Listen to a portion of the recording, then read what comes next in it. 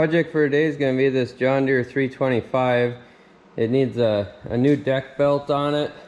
This one is just hanging on by a thread, as you can see here. It's got a big chunk out of it.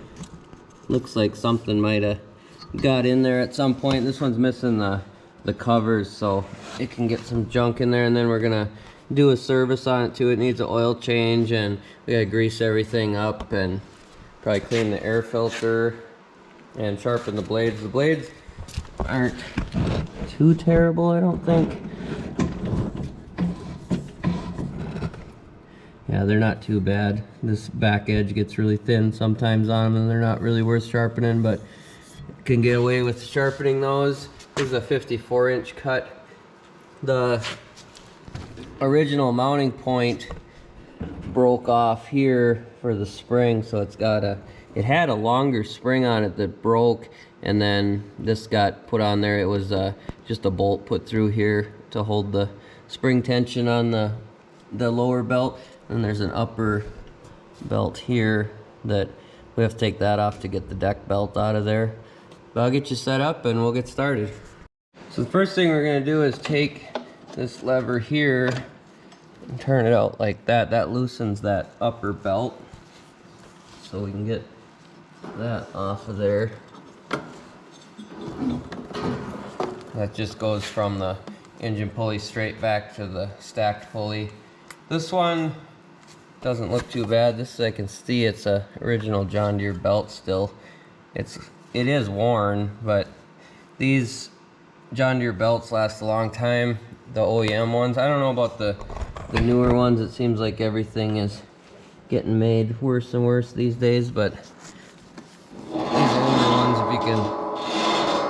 you got an OEM one, I try to run it as long as I can. Just work that off like that. Our spring came unhooked there. Then we'll pull this one out of here.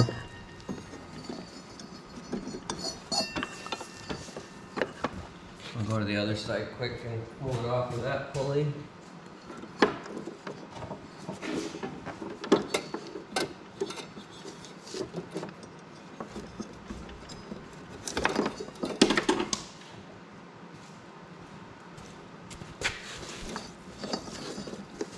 This is a pretty long belt. Gets kind of tangled up in there. I don't really have a good way to get you in there unless we were to take the actual deck off, but we got it out of there. You can see there's a whole bunch of bad spots in it. I'm surprised that one was lasting as long as it did. And another one over here. I'll grab the one we're replacing it with, and we'll get putting that on. So it's been a couple weeks since I took the belt off of this. I thought I had the right one, and I ended up not having it. It's 144 inches long by 5/8 wide. This is the part number from Rotary, and then it's got the Deere number on there too, is M118685. So this one should be far superior than the one that was on it, but we'll get feeding that through there, and then we still got to do a service on this one also. So I can't get you in there too well to be able to see. It's just kind of hard to get the whole angle in here, so I'll probably end up showing you most of it once it's already in there. I'm gonna put it on this back pulley first. I don't have a diagram. I might have to look one up for it. It's been a while now. It's been a while since I took this off, so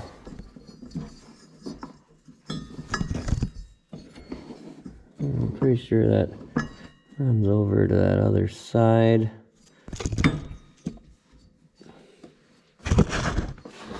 Keep hitting the camera there. So that goes around here.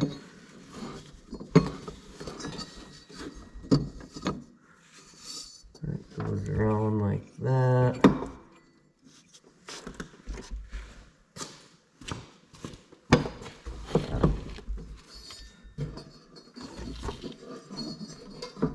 And this gets tucked around that tensioner pulley, I believe.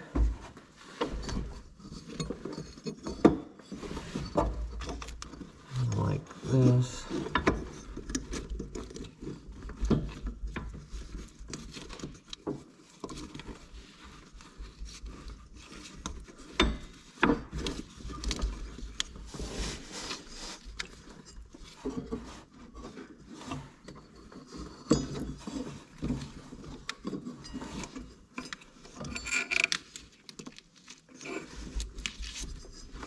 I don't know what I'm stuck on here. I can't see what I'm doing.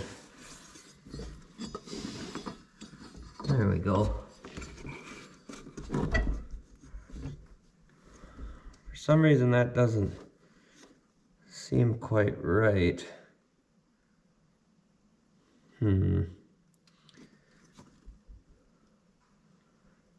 Well, maybe that's how it was. It just seems like it's not pulling the tension quite the same as it was.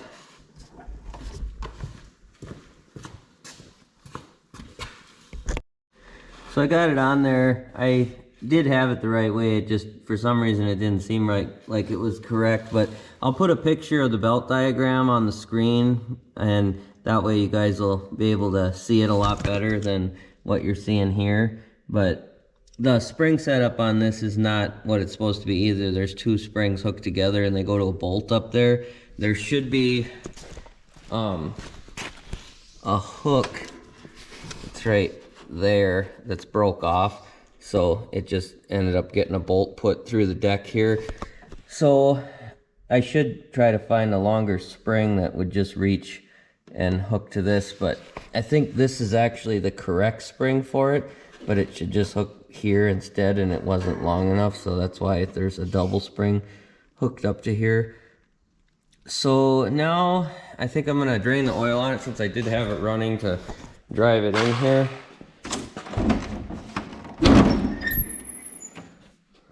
So this one's got the Kawasaki 17 horsepower in it, and we'll probably either clean or replace the air filter, and we'll change the oil and sharpen the blades. So this is kind of a dumb rig up how they have this, because the drain plug, it barely reaches over the edge so you can get a pan in here. So hopefully that keeps draining into the pan. It's pretty black. I think this one had been a while since it had been changed.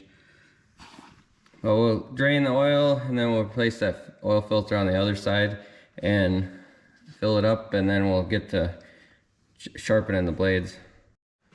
So it's the next day. I ended up doing this at the end of the day. I just let it drain all night. I had it was running down the side here where I had the pan, so I ended up using this flexible funnel and then putting that underneath it and running down into the bucket, which worked pretty good. And I've said it before on videos, but if you don't have one of these flexible funnels, I suggest you get one. They're a great addition to the toolbox. I've used this thing all the time to not make quite a mess, such a mess when you're doing oil changes and stuff. So I'll put a link to one in the description on probably eBay or something. So if you don't have one, you can check it out. I think now we'll change the oil filter, which is on the other side of the engine, and then we'll fill it up with oil.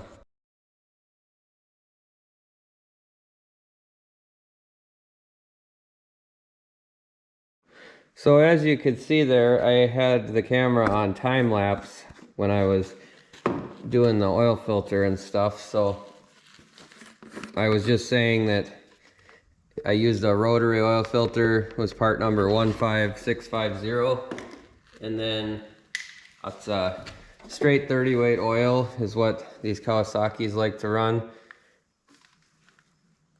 and it holds about 2 quarts of oil when you change the filter. So it's going to be a little over full till I start it and fill that oil filter up. But before we do that, I think I did realize I didn't put this upper belt back on the deck, so I've got to throw that on there, and then we'll lift it up and sharpen the blades.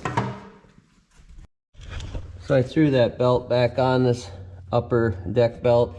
You just pretty much pull this lever and turn it so it's loose, and then slip the belt on. Just runs from those back pulleys all the way to the front PTO clutch. So now we'll fire it up and drive it up onto the lift. So I did fire it up and I drove it up on the lift. I had used the jumper pack. I forgot that this battery isn't very good, so you got to keep a battery tender on it, otherwise it won't start it in a couple of days.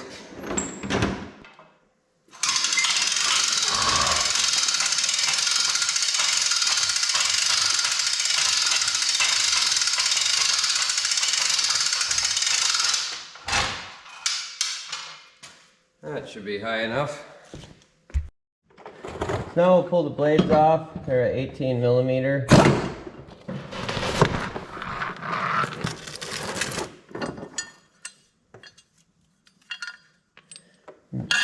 These ones are in pretty rough shape.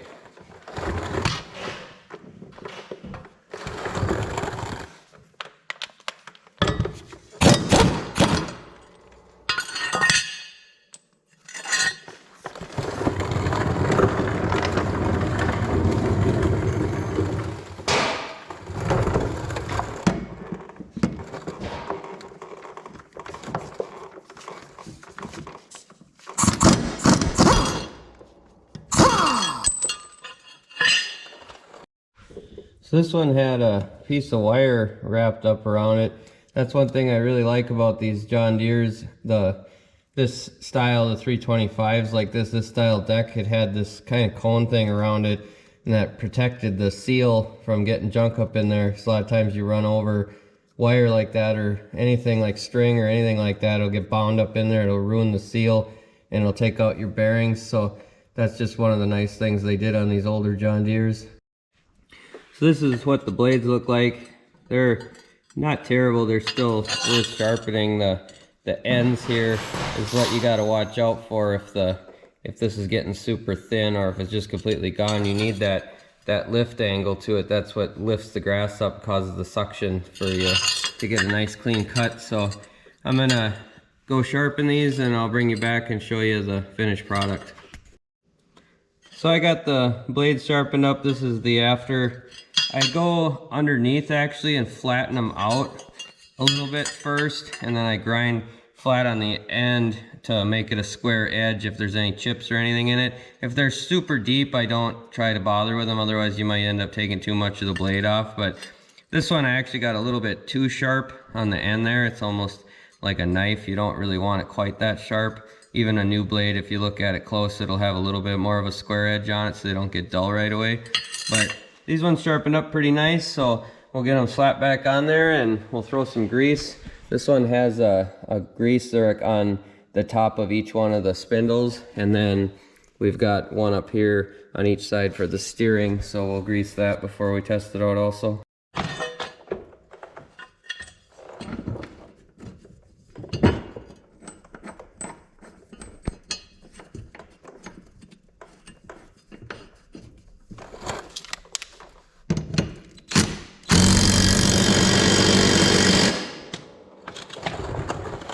I know I've said it before in videos, but make sure that the curve on the blade, the lift edge, always faces up towards the deck. I've seen a ton of customers bring mowers in that they've done blades themselves and they've got them upside down like that, and it's actually this edge is hitting the grass then, so you have a blunt edge trying to cut. So it's one thing just to make sure you put them on the right direction. Some of the blades will say grass side, and so you know that faces down. But a lot of these used blades, you can't read it anymore, so it's just always that lift edge facing up.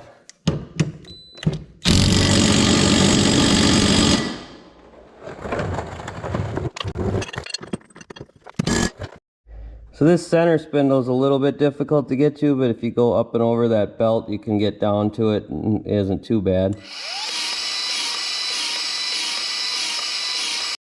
Alright, I got everything greased up, greased all three spindles, and then I greased the steering on both sides. These rims don't have a grease fitting, but Some of them do have a fitting like on the side, on the back side or the front side like this, but these have sealed bearings in them.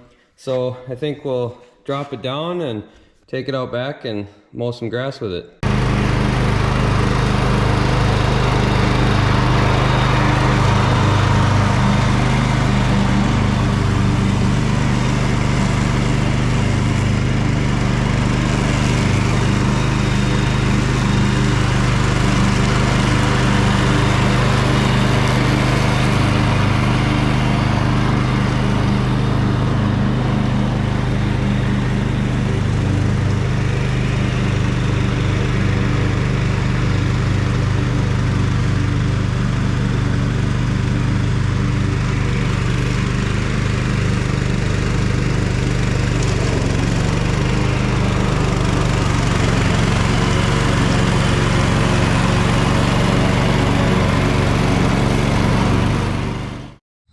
Well, it mowed really good. This is some really thick grass, so, and it is a little bit damp still. I think it rained last night just a little bit, and it hasn't really dried out much today. It was really humid today. But the deck belt stayed cool. That's one thing I usually do, is I test it to see if it gets hot. If it gets hot after like 10 minutes of mowing, it'll still be warm, but if it's super hot where you can't hold your hand on it, then there's something that's just not rubbing correctly, or it's a pulley that's worn out where it's sunk too deep in there, or if the backside starts to show wear, it can be like one of these idler pulleys that's not spinning freely or something. So, but I think that other one was just starting to wear out from age. That was a pretty old belt on there. This thing's got a ton of hours on it, so that's probably only the second belt that's ever been on there. But that's gonna do it for this one. If you like this sort of thing, like the videos and subscribe to the channel, and we'll catch you on the next one.